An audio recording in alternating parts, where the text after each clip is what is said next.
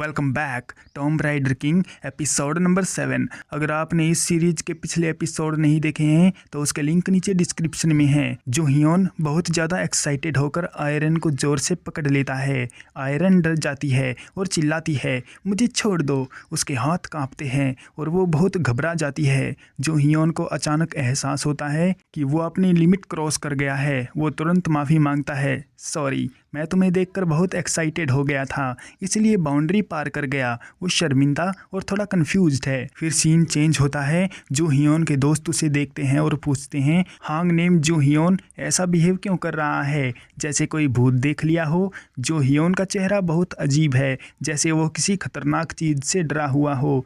अचानक एक दोस्त को याद आता है, अरे मुझे याद आ गया। सब हैरान होकर पूछते हैं, क्या? वो कहता है, वो इरेन हिल्टन है, रिच अमेरिकी हिल्टन फैमिली की लड़की। सब शॉक हो जाते हैं। एक लड़का कहता है, व्हाट, वो हिल्टन फैमिली वाली अमीर लड़की? सबको याद आता है कि उन्होंने इंटरनेट पर उसकी फ़ोटो देखी थी। फिर वो लोग इरिन की तरफ भागते हैं और कहते हैं, तुम वो हो ना जिसके बारे में अफवाहें फैली हुई हैं और तुमने कैसीनो में कई बार जैकपॉट जीते हैं। आयरिन मुस्कुराकर कहती है, हाँ, तुम सुनना चाहते हो ना कि वो मैंने कैसे किया। वो बहुत खुश और एक्साइटेड है कि आखिरकार कोई उससे बात करने आया। लेकिन जो हियोन उसमें बिल्कुल भी इंटरेस्ट नहीं दिखाता। वो ठंडे तरीके से कहता है, तुमने गलत आदमी पकड़ा है। और स्ट्रेंज, इतनी अमीर और दुनिया की सबसे रिच लड़की जैकपॉट जीतने के बारे में बात क्यों कर रही है? वो उससे दूर रहना चाहता है। उसके दोस्त गुस्सा हो जाते हैं। वो चिल्लाते हैं, पागल है क्या तू?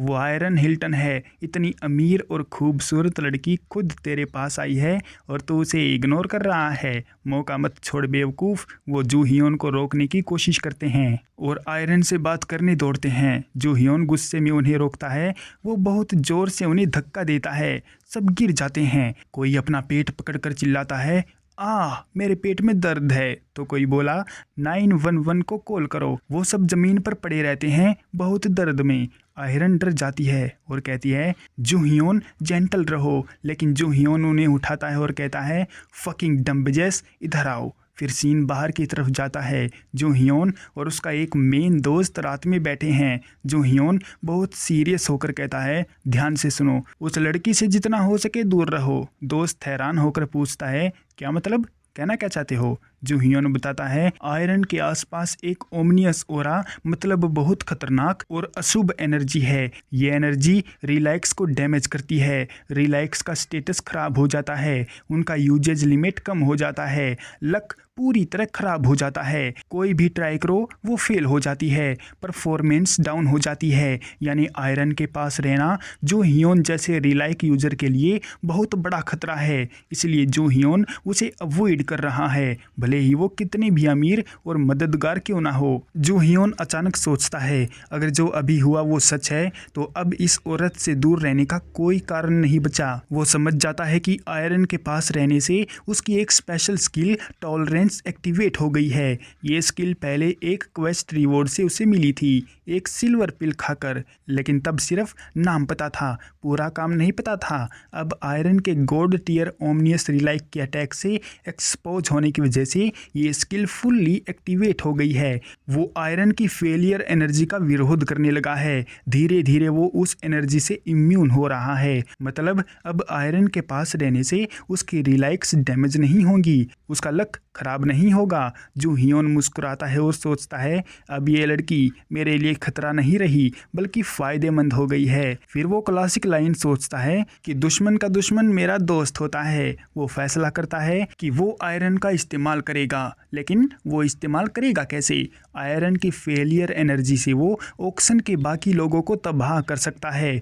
दूसरे बीडर्स की लक खराब हो जाएगी, उनके रिलाइक्स फेल होंगे और जो हियोन आसानी से जीत जाएगा। यानी एक पत्थर से दो पक्षी, killing 2 birds with 1 stone. Iron उसे ऑक्शन में मदद करेगी और साथ ही उसकी टॉलरेंस स्किल भी बढ़ती रहेगी। इसके बाद आयरन बहुत इमोशनल होकर जी हियोन से कहती है, प्लीज मुझे बताओ मैं क्या करूं जिससे मेरी लक भी तेरी जैसी अच्छी हो जाए। मैं कुछ भी करने को तैयार हूं। वो रोते हुए कहती है कि वो चाहती है कि उसके आसपास वाले लोग फिर से खुश रहें, क्योंकि वो मानती है कि उसकी वजह से सबको बदकिस्मती होती होती है। जो हियोन पहले तो ठंडे तरीके से जवाब देता है, तुम्हें मेरी बात पर यकीन नहीं होगा, लेकिन फिर वो सोचता है कि अब वो उसे इस्तेमाल कर सकता है। वो कहता है, तुम्हारा प्रपोजल आधा बुरा नहीं है। आयरन खुश हो जाती है, कहती है, सच में? तो फिर मेरी मदद करो ना। लेकिन जो हियोन की असली सोच ये है कि वो आयरन को अपने प्लान में शामिल करेगा, क्योंकि अब वो उसके लिए खतरा नहीं बल्कि एक बहुत ही बड़ा हथियार बन गई है। वहीं एक साथ चलने वाली दूसरी घटना पर भी नजर डाल लेते हैं। उसी समय जो हियोन के दुश्मन सीईओ वॉन की चीन वाली फैक्ट्री में अचानक आग लग जाती है। वॉन गुस्से में चिल्लाता है, हमारी चाइनीज फैक्ट्री में आग कैसे लग गई? प्रोडक्शन शेड्यूल क्या होगा? डिलीवरी डेट पर सामान पहुंचेगा या नहीं? उसके आदमी डरते हुए रिपोर्ट करते हैं। जो हियोन ये सब सुनकर मुस्कुराता है, क्योंकि उसे पता है कि ये ईरेन की फेलियर एनर्जी का असर है। जो हियोन ने अब फैसला कर लिया है कि आयरन की फेलियर बैड लक वाली एनर्जी अब उसके लिए खतरा नहीं रही, क्योंकि उसका स्किल एक्टिवेट हो गया है। इसलिए वो ईरेन से दूर रहने के बजाय उसे इस्तेमाल करने का प्लान बना रहा है। वो ईरेन से बात करता है और बहुत स्मार्ट तरीके से कहता है, गुड लक हासिल करना बहुत मुश्किल काम है, ये आसानी से नहीं होता। ईरेन तुरंत ही सहमत हो जाती है, हाँ मुझे अच्छे से पता है। वो बहुत एक्साइटेड है कि आखिरकार कोई उसकी बात समझ रहा है। फिर जो हियोन अपना असली प्लान निकालता है। वो कहता है, मुझे बहुत जल्दी एक ऑक्शन में जाना है। आयरन हैरान होती है, लेकिन जो हियोन मुस्कुराते हुए पूछता है, अगर तुम्हें कोई ऐतराज ना हो तो क्या तुम मेरे साथ ऑक्शन में चलना चाहोगी? आयरन थोड़ी घबराती है और सोचती है, एंट्रेंस टिकट बहुत महंगा होता है। वो कहती है, अगर तुम्हें बुरा ना लगे तो मैं नहीं चलूंगी, क्योंकि टिकट महंगा है और मैं तुम्हें मजबूर नहीं करना चाहती। लेकिन जो हियोन पहले से ही सब प्लान कर चुका है। वो हंसते हुए कहता है, मैं जानता था कि तुम आओगी। फिर वो बहुत कूल तरीके से कहता है, टिकट खरीदना तुम्हारे लिए च्युइंगम का एक पीस खरीदने जितना आसान है। मतलब वो ईरेन की अमीरी का मजाक उड़ा रहा है, उसे याद दिला रहा है कि उसके लिए पैसे कोई इश्यू नहीं है। आयरन खुश हो जाती है और कहती है, ठीक है कोई दिक्कत नहीं है। वो तुरंत ही तैयार हो जाती है चलने के लिए। जब ईरेन जा रही होती है तो जो हियोन मन ही मन मुस्कुराता है और सोचता है, ईरेन हिल्टन, मैं बहुत क्यूरियस हूँ कि तुम क्या बनोगी। मतलब जो हियोन अब ईरेन को सिर्फ बैड लक वाली लड़की नहीं मानता, वो देखना चाहता है कि अगर वो ईरेन को इस्तेमाल करे तो वो आगे क्या बनेगी। शायद उसकी सबसे बड़ी पावरफुल पार्टनर या कोई बड़ा टूल। जो हियोन और ईरेन ऑक्शन हॉल में बैठे हैं। ऑक्शन शुरू हो चुका है। मंच पर एक आदमी माइक पर बोल रहा है, लेडीज एंड जेंटलमैन वेलकम। हम अब 74 ऑक्शन की शुरुआत करते हैं। फर्स्ट आइटम आता है एक बहुत पुरानी रॉयल रशियन वाइन जो 100 साल से ज़्यादा पुरानी है। ईरेन एक्साइटेड होकर कहती है, वाह ये बहुत खास लग रही है, क्या तुम इसके लिए बीड नहीं करोगे? जो हियोन मुस्कुराता है और कहता है, नहीं, जो चीज़ें मुझे चाहिए वो ऑक्शन के दूसरे हाफ में आएंगी। पहले वाले आइटम्स में मुझे कोई भी इंटरेस्ट नहीं है। लेकिन असली खेल अब शुरू होता है। ईरेन की फेलियर रिलाइक का असर शुरू होने लगता है। जो हियोन ने ईरेन को जानबूझकर साथ बुलाया था। जैसे ही वो दोनों हॉल में बैठते हैं, ईरेन की गॉड ऑफ फेलियर वाला ओमनियस ऑरा फैलने लगता है। सिर्फ 3 मिनट में ही ऑक्शन में मौजूद ज़्यादातर लोग अचानक उठकर बाहर जाने लगते हैं। उनके साथ अजीबोगरीब बैड लक होने लगते हैं। किसी का फोन गिर जाता है और टूट जाता है, किसी की जेब से पैसे गिर जाते हैं, किसी को अचानक सिर दर्द होने लगता है तो किसी की कार बाहर खराब हो जाती है, किसी की बिजनेस डील कैंसिल हो जाती है। ऑक्शन अटेंडेज की संख्या 2 गुनी से तेजी से घट जाती है। लोग चिल्लाते हुए कहते हैं, क्या ये भूकंप है? अरे कुछ गड़बड़ है, और ये कहते हुए वहां से भाग जाते हैं। जो हियोन अंदर से मुस्कुराता है, वो सोचता है, परफेक्ट, ईरेन की वजह से बाकी बीडर्स की लक खराब हो रही है। अब बाकी आइटम्स सस्ते में मिल जाएंगे। जो हियोन ईरेन को देखकर सोचता है, ये लड़की सच में गॉड ऑफ फेलियर है, लेकिन पहले जैसी नहीं लग रही। पहले तो लगता था वो सब कुछ जानबूझकर करती है, लेकिन अब वो सच में अनजान लग रही है। फिर वो और गहराई से सोचता है, शायद उसका रिलाइक उसकी बिना सहमति के लगा हुआ है। असली गॉड ऑफ फेलियर वाला व्यक्ति शायद बहुत दयालु और अच्छा इंसान था, लेकिन रिलाइक लगने के बाद उसकी ज़िंदगी बर्बाद हो गई और उसकी पर्सनैलिटी भी करप्ट हो गई। यानी इरेन खुद नहीं जानती कि उसके पास क्या है, वो बस सोचती है कि उसके आसपास सब कुछ गलत होता है। इरेन जो हियोन से खुश होती है, वो कहती है, तुमने मेरी बात सुनी और यकीन किया, इसके लिए मैं बहुत बहुत शुक्रगुजार हूँ। इतने दिनों बाद किसी ने मेरी बात मानी है, मैं बहुत अच्छा महसूस कर रही हूँ। जो हियोन ठंडे से कहता है, ये कोई बड़ी बात नहीं है, लेकिन अंदर से वो सोचता है ये लड़की सच में इनोसेंट है। फिर अचानक से कहानी में बड़ा ट्विस्ट आता है, रिलाइक का कंट्रोल खोना। जो हियोन की खुशी ज़्यादा होने लगती है क्योंकि प्लान काम कर रहा है। जैसे ही उसका मूड अच्छा होता है, इरेन की रिलाइक का ऑरा और ज़्यादा तेज हो जाता है। रिलाइक की एनर्जी 1 किलोमीटर तक फैल जाती है। जो हियोन के पास वाली रिलाइक्स को क्रिटिकल डैमेज होने लगता है। जो हियोन के रिलाइक्स चिल्लाने लगते हैं, मास्टर मैं टूट रहा हूँ, कुछ करो। अरे ये क्या कर रहे हो मास्टर। जो हियोन घबरा जाता है।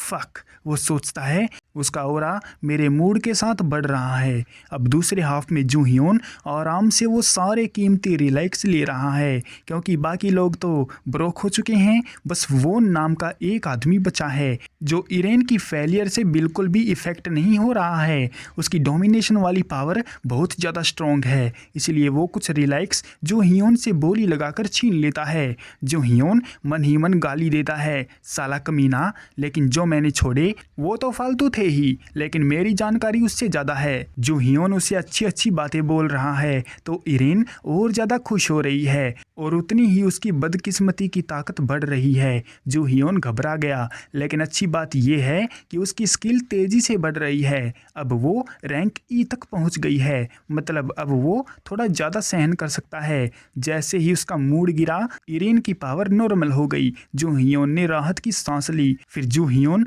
लड़की से सीधी बात करता है, देख अगर तू ऐसे ही खुश रहती रही तो मेरे रिलैक्स टूट जाएंगे, लेकिन अगर हम दोनों एक दूसरे से डील करते हैं तो कोई प्रॉब्लम नहीं होगी। फिर वो कहता है, हमने अभी तक ये भी तय नहीं किया कि तू मेरे लिए क्या करेगी और मैं तेरे लिए क्या करूँगा। चल अब बिजनेस की बात करते हैं। तूने कहा था ना कि तेरी किस्मत कैसे सुधारनी है, मैं बता दूंगा कैसे कर सकती है। वो थोड़ा उदास हो जाती है क्योंकि जो हियोन ने उसे याद दिला दिया कि सिर्फ उसकी किस्मत ठीक होने से दूसरों के लिए बदकिस्मती खत्म नहीं होगी, लेकिन वो मान जाती है। ऑक्शन लगभग खत्म होने वाला है। जो हियोन अपनी नोटबुक में कुछ लिख रहा है। वो सोच रहा है, चलो देखते हैं। हम्मुराबी का कोड, शेक्सपियर का पेन, मैरी एंटोइनेट का नेकलेस, ये सब मिल गए, लेकिन वो गोल्ड टियर रेलाइक जो भविष्यवाणी में बताया गया था वो अभी तक नहीं दिखा। फिर वो सोचता है ऑक्शन अब खत्म होने वाला है, कुछ अजीब लग रहा है।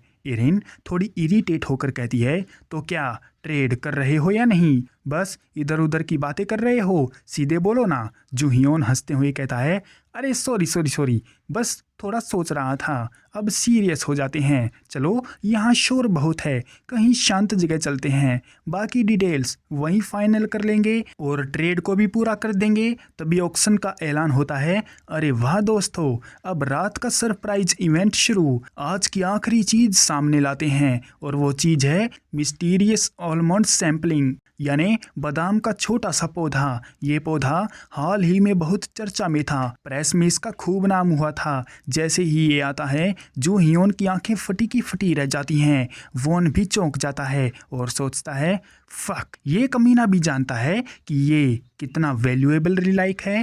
पौधे की असली कहानी जो हियोन की यादों में बताई जाती है। ये पौधा कोई साधारण प्लांट नहीं है, ये किन शी हुआंग जो चीन के पहले राजा हुआ करते थे उसका इलाज करने वाला एलेक्सियर प्लांट है, यानी अमरता का पेड़। सम्राट ने पूरे देश में ढूंढवाया था अमर होने का तरीका और आखिरकार ये पौधा मिला था।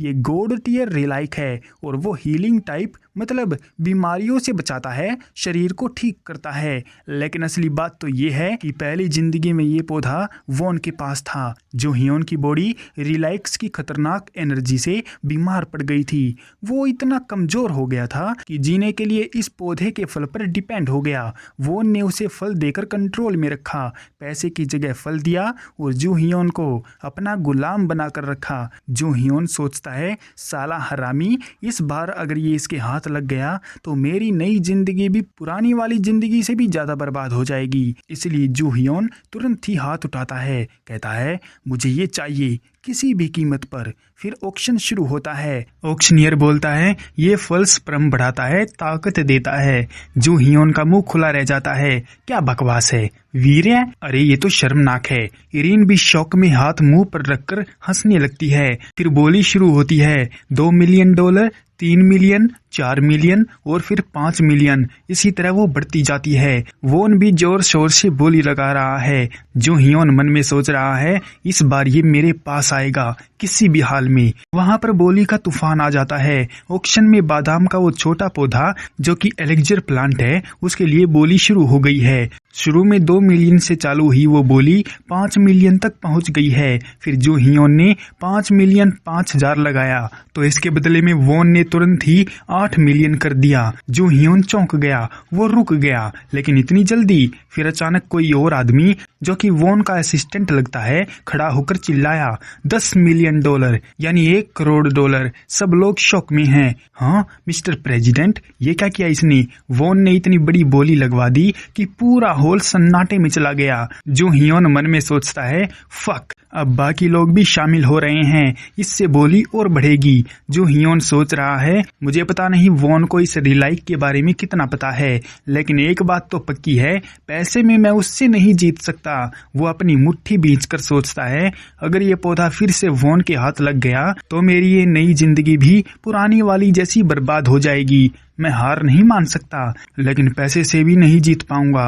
वोन गुस्से में सोचता है ये पागल कमीना सच में हार नहीं मान रहा। क्या उसे पता है कि ये गोल्ड टीयर हीलिंग रिलाइक है? वो बहुत गुस्से में है क्योंकि उसे पता है कि ये पौधा कितना कीमती है। जो हियोन अब इरीन की तरफ मुड़ता है और सीरियस होकर कहता है मैं वादा करता हूँ तेरी बदकिस्मती वाली प्रॉब्लम का कोई ना कोई हल जरूर ढूंढ लूंगा, लेकिन बदले में तू मुझे वो आइटम दिलवा दे। इरीन थोड़ी हैरान होती है, लेकिन जो हियोन कहता है चल अभी ट्रेड शुरू करते हैं, हम दोनों एक दूसरे की जरूरतें पूरी करेंगे। मैं तेरी मदद करूंगा, तुम मेरी मदद करना। कैसा लगा प्लान? इरीन मुस्कुरा कर कहती है सुनने में तो अच्छा लग रहा है। फिर जो हियोन कॉन्फिडेंट होकर कहता है पैसे की बात आए तो मैं हार नहीं मानता।